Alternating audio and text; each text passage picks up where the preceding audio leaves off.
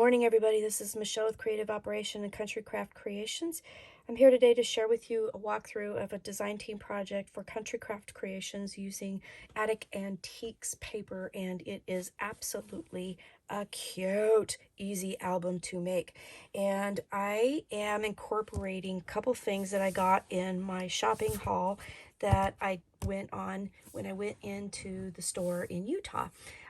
When I was back in Utah in May doing the retreat, one of the days was a shopping day, and I went and I purchased some dies that make these great tabs, and I'm using these to do the binding for this album, and I wanted to incorporate those. So I did a shopping haul, but just to remind you, I also am using the Elizabeth Craft curved library pocket die in this album, and I did get this at Country Craft Creations. This is available online in this album. And then I also, the tabs came from Scrap Diva Designs, and these were available in store only at Country Craft Creations, but I will leave a link below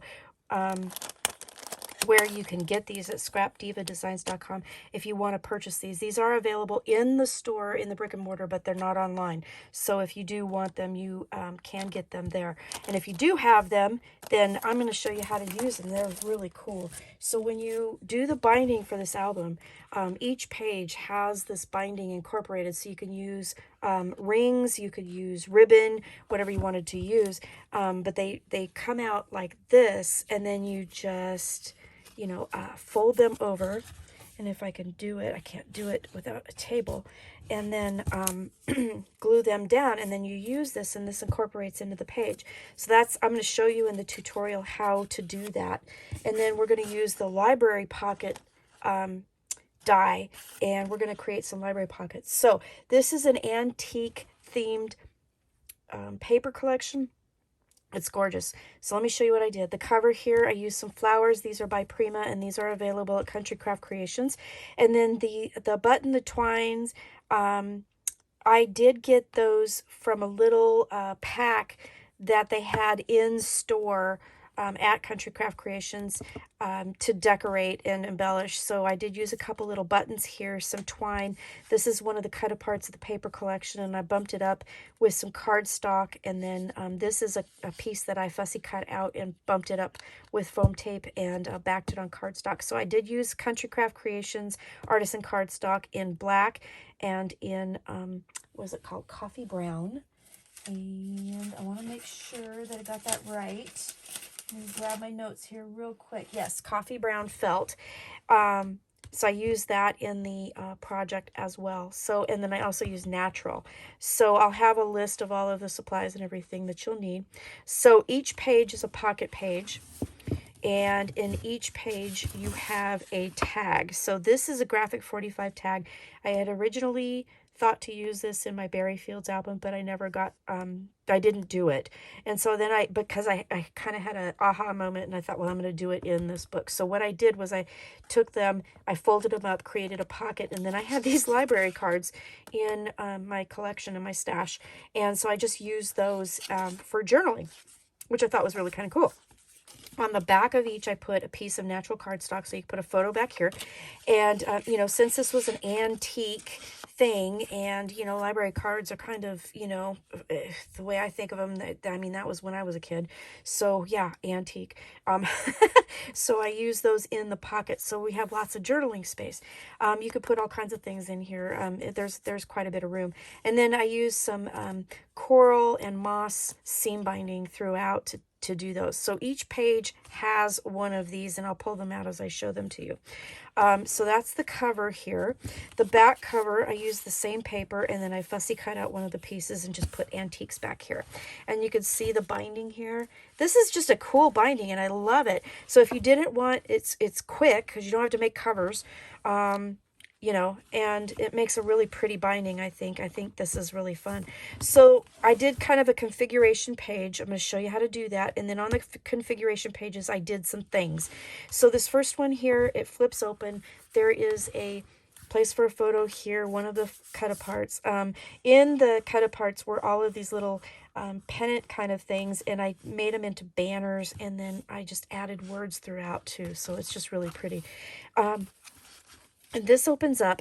This is a fun one because it opens like this, and then it opens like this, and then it opens like this. So you have a lot of room for photos here, and then it just ties shut. And then I like the fact that the little element ties shut, but you can still open the flap, which is kind of cool. Then on the fronts of some of the pages, I have the library pocket here. So again, I made the library pocket and then just covered it with some of the beautiful papers. I strategically cut that out to showcase the typewriter. And then I added a library card, and then I had some of these, a bunch of these come in the collection, so I added them to the card. And that goes in here. And then I did the library pocket so it was only adhered on two sides. And then I used some of the pattern paper and then created a photo mat to tuck behind. Then this page, again, has a pocket and another library card. Okay, so then you turn the page, and we have this page here.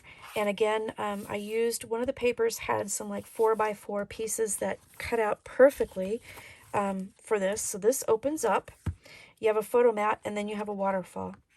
So I did a stacked waterfall, and I kept the insides very plain because I wanted to add a lot of space for photos. And then back here you can also add another place as well, and then that just ties up like that. Little album, but it has a lot of real estate. Second page, again, another library pocket, another library card, another photo mat, and then another pocket. Okay, so I used chocolate brown on some of the backs of these, and I used natural on some, so you have some different things here. On this page here, this one here, let me make sure I'm in frame. It has this beautiful, I love the image on here, so I left it as is because I didn't want to cover it up.